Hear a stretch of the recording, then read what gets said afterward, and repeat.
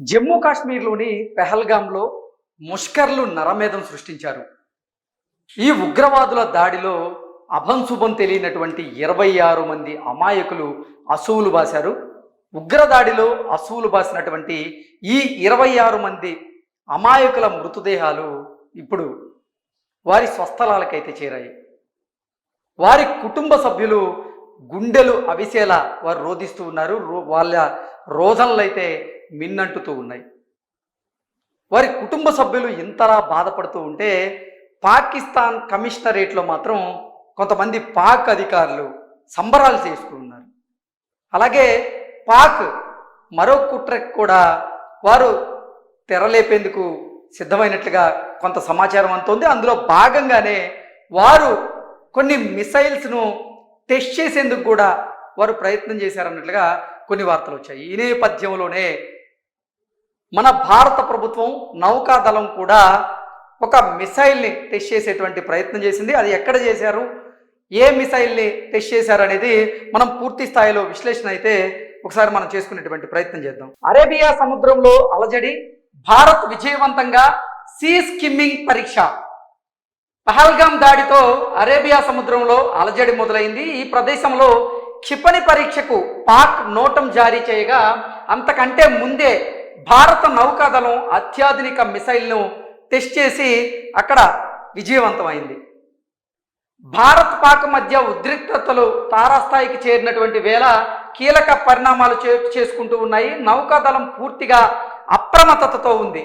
తాజాగా guided missile destroyer INS Surat తొలిసారిగా గగనతలంలో వస్తున్నటువంటి లక్ష్యాన్ని అత్యంత ఖచ్చితత్వంతో ఛేదించింది. ఈ మేరకు నౌకాదళం వీడియోను విడుదల చేసింది. సీ స్కిమ్మింగ్ టార్గెట్ను ఖచ్చితమైనటువంటి సమన్వయంతో విజయవంతంగా ఛేదించినట్లుగా కూడా నౌకాదళం వెల్లడించింది. ఆ వీడియో ఇప్పుడు సోషల్ మీడియాలో చక్కర్లు కొడుతూ ఉంది. అంటే పాక్ టెస్ట్ చేయడం కంటే ముందే భారత నౌకాదళం మాత్రం విజయవంతంగా ఈ మిసైల్ను లాంచ్ చేసి అంటే టెస్ట్ చేసింది. టెస్ట్ చేయడంలో కూడా విజయవంతమైంది. సముద్ర మార్గంలో రాడార్లను తప్పించుకోవడానికి నీటిపై అతి తక్కువ ఎత్తులో వచ్చేటువంటి డ్రోన్లు, క్షిపణులు వంటి వాటిని సీ స్కిమ్మింగ్ టార్గెట్లుగా పేర్కొంటారు. ఐఎన్ఎస్ సూరత్ వివిధ రకాల మిలిటరీ ప్లాట్ఫామ్లతో కలిసి లక్ష్యాన్ని ట్రాక్ చేస్తూ ధ్వంసం చేసింది. ఇక టార్గెట్ పైకి medium range surface to air మిసైల్ను వినియోగించారు అంటూ ఈ వార్త సారాంశంగా మనం విశ్లేషణ చేసుకోవచ్చు. పాక్ క్షిపణి పరీక్షలకు సిద్ధమైనటువంటి వేళే ఇప్పుడు భారత నౌకాదళం ఈ టెస్ట్ చేసి విజయవంతమైందన్నట్లుగా ఈ యొక్క ఆర్టికల్ సారాంశంగా మనం భావించవచ్చు. పహల్గాం ఉగ్రదాడితో ఇరు దేశాల మధ్య ఉద్రిక్తతలు పెరిగిన నేపథ్యంలో తాము ఉపరితలంపైకి ప్రయోగించేటువంటి క్షిపణి పరీక్షలు నిర్వహిస్తామంటూ పాక్ మిలిటరీ నోటం విడుదల చేసింది. ఈ పరీక్షలు 24, 25 తేదీల్లో చేపడతామని వెల్లడించింది. అదే సమయంలో ఐఎన్ఎస్ సూరత్ సరికొత్త మైల్ రాయిని చేరేటువంటి సీ స్కిమ్మింగ్ పరీక్షను నిర్వహించడం గమనార్హం. వాస్తవానికి సర్ఫేస్ టు సర్ఫేస్ క్షిపణుల పైన ఎంఆర్ఐఎన్ఎల్లు ప్రభావితంగా పనిచేస్తాయి. అయితే ఈ మిసైల్ లాంచ్ చేయడం ద్వారా ఇప్పుడు భారత నౌకాదళం కూడా విజయవంతమైంది. కార్వార్లో విక్రాంత్ విమానవాహక నౌక ఐఎన్ఎస్ విక్రాంత్ అరేబియా సముద్రంలోకి వచ్చింది. ఉపగ్రహ ఛాయాచిత్రాలు దీన్ని ధృవీకరించాయి. ప్రస్తుతం కర్ణాటకలోని కార్వార్ పోర్టు సమీపంలో ఇది గస్తీ కాస్తోంది. ఇకపోతే కొన్ని వారాల ముందే అనుకున్న ప్రణాళిక ప్రకారమే దీని మోహరింపు జరిగిందన్నట్లుగా చెబుతున్నప్పటికీ పెహల్గాం దాడి వేళ ఈ సమాచారం బయటికి రావడం అయితే గమనార్హం. ఇప్పటికే దౌత్య విభాగంలో పాక్తో సంబంధాలను భారత్ అయితే మరింత తగ్గించుకుంది. జమ్మూ కాశ్మీర్లో జరిగినటువంటి ఈ ఉగ్రవాద దుశ్చర్య మీద మొదటిసారిగా భారత ప్రధాని నరేంద్ర మోదీ గారు స్పందించారు. ఈ దుశ్చర్యకు పాల్పడినటువంటి ముష్కర్లు ఎవరైతే ఉన్నారో వారిని ఎట్టి పరిస్థితుల్లో వదిలిపెట్టేది లేదు, వారిని మట్టిలో కలిపేస్తాం అంటూ కూడా భారత ప్రధాని నరేంద్ర మోదీ గారు ఈ ముష్కర్లకి తీవ్రమైనటువంటి హెచ్చరికలు చేస్తూ వారికి వార్నింగ్ ఇచ్చినటువంటి నేపథ్యంలోనే వార్నింగ్ ఇచ్చిన తరువాత వరుసగా భారత ప్రభుత్వం తీసుకుంటున్నటువంటి కొన్ని నిర్ణయాలను మనం చూస్తూనే ఉన్నాం. ఇప్పుడు భారత ప్రభుత్వం తరపున నౌకాదళం చేసినటువంటి ఈ మిసైల్ ప్రయోగం ఏదైతే ఉందో అది సక్సెస్ అయింది. అంటే 24, 25 తేదీల్లో పాక్ ఆ ప్రయోగం చేసేందుకు నోటం జారీ చేసింది. అయితే పాక్ కంటే ముందే భారత్ ఇప్పుడు నౌకాదళం ద్వారా ఐఎన్ఎస్ సూరత్ అనేటువంటి మిసైల్ని అంటే విజయవంతంగా లాంచ్ చేసి దాన్ని టెస్ట్ చేసింది. అయితే ఇది ఇప్పుడు నిజంగా ప్రపంచ దేశాల్లో చర్చనీయాంశంగా అయితే మారింది. ఈ జమ్మూ కాశ్మీర్లో జరిగినటువంటి ఈ ఉగ్రమూకల దాడి ఏదైతే ఉందో దాన్ని ముక్త కంఠంతో భారత్తో సహా ప్రపంచంలోని ఇతర దేశాలు కూడా ఖండించాయి.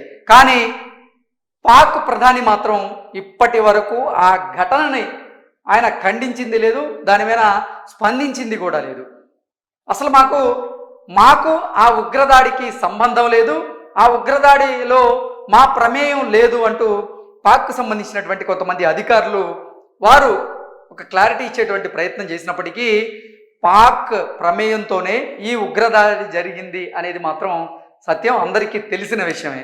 ఈ నేపథ్యంలోనే భారత ప్రభుత్వం కూడా పాక్ని ఎట్టి పరిస్థితుల్లో వదిలేటువంటి ప్రసక్తే లేదు. అందులో భాగంగానే ఇప్పుడు సింధు జలాలకు సంబంధించినటువంటి యుద్ధాన్ని కూడా ఇప్పుడు భారతదేశం ప్రారంభించింది. అంటే యుద్ధం ఆల్రెడీ రెండు దేశాల మధ్య ప్రారంభం అయినట్లే. ఎలా అంటే ఈ సింధు జలాలకు సంబంధించినటువంటి నిలిపివేత ఎప్పుడైతే నిర్ణయం తీసుకుందో భారతదేశం అప్పుడే యుద్ధాన్ని ప్రారంభించినట్లుగా చూడాలి. అసలు ఇక రెండు దేశాలకు సంబంధించినటువంటి ఈ సైనిక అధికారులు ఎవరైతే ఉన్నారో వారు మిసైల్స్ని కూడా టెస్ట్ చేసేటువంటి ప్రయత్నం చేస్తూ ఉన్నారు. భారత్ కూడా మొదటి మిసైల్ని టెస్ట్ చేసి విజయవంతమైంది. అలాగే పాక్ కూడా క్షిపణి పరీక్షలు వాళ్ళు చేసేందుకైతే సిద్ధమవుతూ ఉన్నారు. ఈ పరిస్థితులు చూస్తుంటే మాత్రం ఇరు దేశాల మధ్య యుద్ధం తప్పదు, యుద్ధ ఘంటికలు మోగుతున్నాయి అన్నట్లుగా పరిస్థితులు అయితే ఉన్నాయి. నిజంగా చూసుకున్నట్లయితే ఉగ్రమూకల దాడిలో చనిపోయినటువంటి ఈ అభం శుభం తెలియనటువంటి ఈ అమాయకులు ఎవరైతే ఉన్నారో వారి కుటుంబ సభ్యులైతే కన్నీరు మున్నీరుగా విలపిస్తూ ఉన్నారు. మేమేం పాపం చేశాం, మా కుటుంబం ఏం పాపం చేసింది, మేము ఒంటరి కావడానికి ఎవరు కారణం అంటూ కూడా వారు అడిగేటువంటి ప్రశ్నలు ఏవైతే ఉన్నాయో వాటికి సమాధానం చెప్పలేని పరిస్థితుల్లో ప్రతి ఒక్కరు ఉన్నారు. గతంలో మనం చూసుకున్నట్లయితే ఈ పుల్వామా ఘటన జరిగింది. పుల్వామా ఘటన తరువాత భారత్ ప్రతీకారం తీర్చుకుంది ఏ రకంగా అనేది ప్రతి ఒక్కరికి తెలుసు. పాకిస్తాన్ మీద సర్జికల్ స్ట్రైక్స్ చేసి మరీ భారత్ ప్రతీకారం తీర్చుకుంది. ఇప్పుడు కూడా ఈ ముష్కర్లు ఎవరైతే ఉగ్రదాడికి పాల్పడ్డారో వారిని ఎట్టి పరిస్థితుల్లో వదిలేటువంటి ప్రసక్తే లేదు. ఈ టిఆర్ఎఫ్ అనేటువంటి ఉగ్రవాద సంస్థకు సంబంధించినటువంటి ఈ ముష్కర్లను ఎట్టి పరిస్థితుల్లో మట్టిలో కలిపేస్తాం, వారిని ఎలిమినేట్ చేసి తీరుతాం అంటూ కూడా భారత ప్రధాని హెచ్చరికలు జారీ చేస్తూ వారికి వార్నింగ్ ఇచ్చినటువంటి నేపథ్యంలోనే అతి త్వరలోనే మనం దానికి సంబంధించినటువంటి వార్తనైతే ఖచ్చితంగా వింటాం. అందులో భాగంగానే తొలి మిసైల్ పేలింది అన్నట్లుగా మనం విశ్లేషణ చేసుకోవచ్చు. Thank you so much.